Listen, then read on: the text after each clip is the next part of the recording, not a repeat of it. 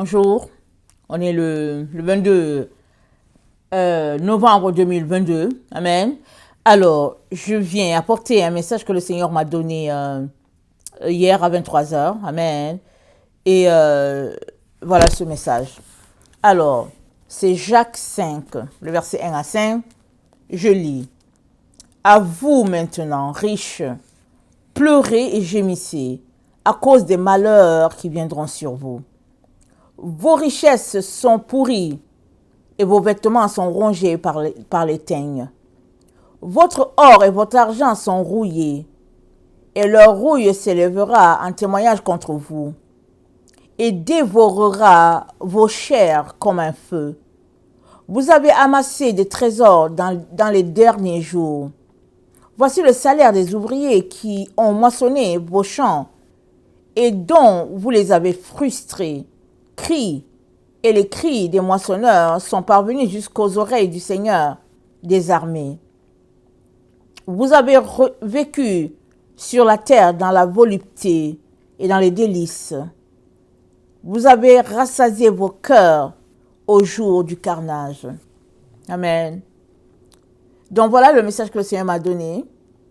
Et c'est sûr et certain que ça, c'est pour certaines personnes. Il m'a dit que les personnes vont venir le prendre. Amen. Les intéressés vont prendre leur message. Alors, on n'a pas grand-chose à dire quand le Seigneur donne un message comme ça, n'est-ce pas?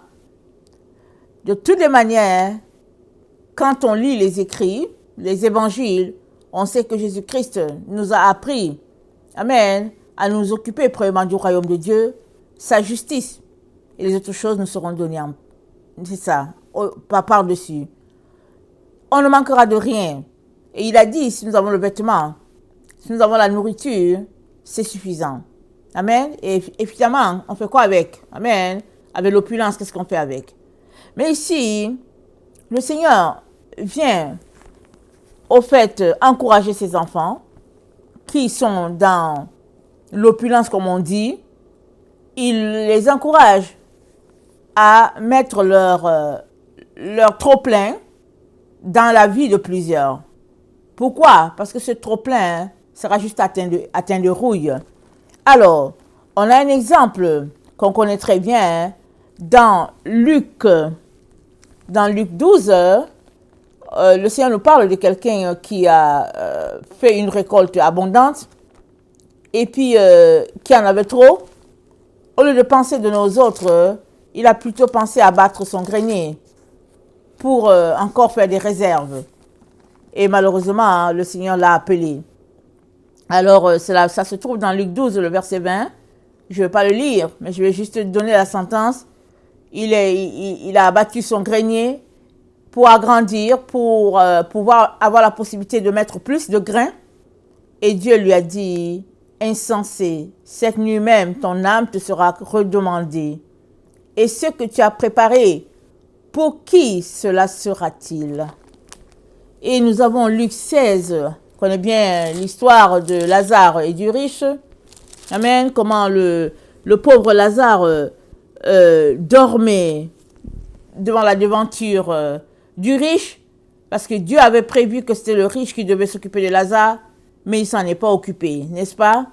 Et quand le mois est venu où il a fini ses jours sur la terre, qu'il est rentré, il a vu Lazare dans le sein d'Abraham, et lui-même, il était en dehors, et il était dans les tourments.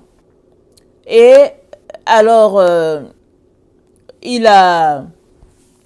c'est là qu'il a fait, il a réalisé ce qui s'est passé, et il voulait que Dieu envoie quelqu'un avertir sa famille.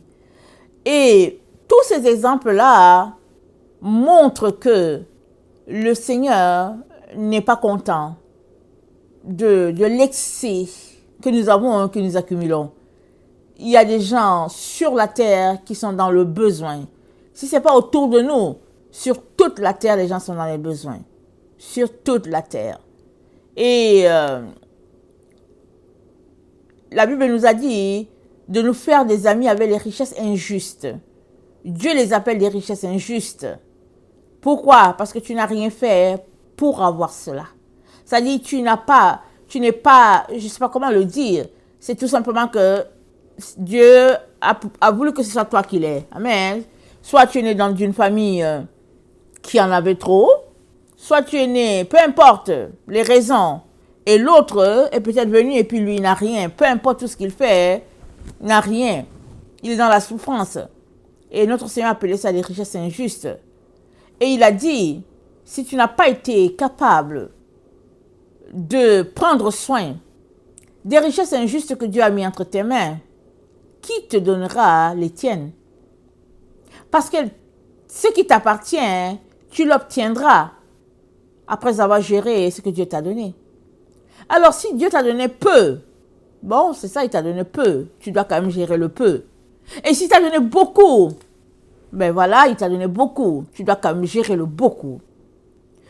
Au lieu de mettre tout ça sur toi, de mettre tout ça sur ta famille, de mettre ça du stock et du stock à ne pas en finir. Souvent, on est soi-même dégoûté, on ne sait pas quoi faire, c'est trop, n'est-ce pas? Et le Seigneur nous encourage tous à redistribuer ce qu'il nous donne. Amen, ça c'est très très important.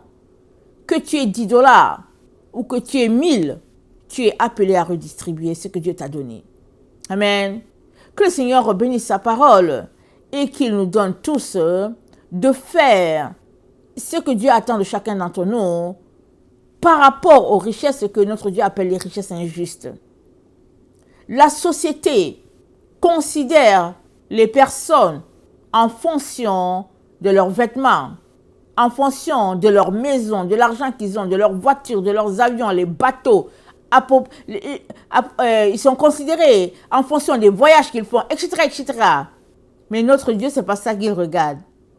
Non, il regarde si tu as bâti pour le royaume. Il dit, cherchez pas mal le royaume et la justice de Dieu. Il dit, c'est ça en premier. Il dit, toutes les autres choses vous seront données par-dessus. Amen. Et si Dieu te donne quelque chose par-dessus, alors que tu es en train de mettre en priorité le royaume et la justice de Dieu, il te donne ça en dessus. Il te donne ça pour que tu continues de travailler pour le royaume de Dieu. Amen. C'est pour ça qu'il te donne ça. Amen. Que le Seigneur bénisse sa parole et soyez persévérants. Amen. Alléluia.